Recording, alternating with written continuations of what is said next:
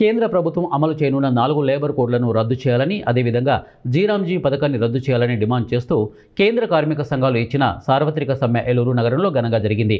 Eluru corporation కార్యాలయం నుండి AITUC ఉద్యోగ కార్మిక సంఘాలకు చెందిన నాయకులు భారీ ర్యాలీ నిర్వహించారు. ఈ ర్యాలీ పాత bus stand, GNT road, Powerpet, railway station road, RR Peta మీదుగా ఎన్టీఆర్ పార్క్ వద్ద ముగిసింది. ఈ సందర్భంగా ర్యాలీలో కళాకారుల నృత్యాలు, విచిత్ర వేషాలు, 4 లేబర్ కోడ్లు వల్ల కార్మికులకు ఉరితాళ్లుగా మారే దృశ్యాలు ప్రజానీకాన్ని ఆకట్టుకున్నాయి.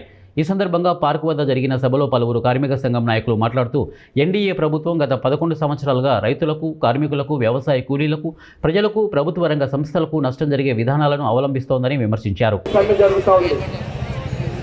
ఈ సమ్మె నేపథ్యం ఏమిటి? ఈ సమ్మె జరగడానికి కారణాలేంటి? సమ్మె చేయడం కార్మిక వర్గానికి కొత్త కాదు.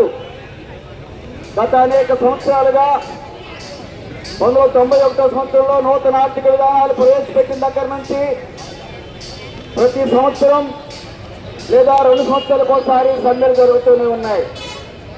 కానీ మిగతా సమ్మెలతో పోల్చినప్పుడు ఈ రోజు జరుగుతున్నటువంటి ఈ సమ్మె ఒక ప్రత్యేక ప్రాధాన్యత సంతరించుకుంది. ఇప్పుడే అధ్యక్షులు బండి వెంకటేశ్వర గారు చెప్పినట్టుగా రేపు 2026 ఏప్రిల్ 1వ తేదీ నుంచి ఈ దేశంలో కార్మిక వర్గం పైన తీవ్రమైనటువంటి దాడి కొనసాగబోతోంది.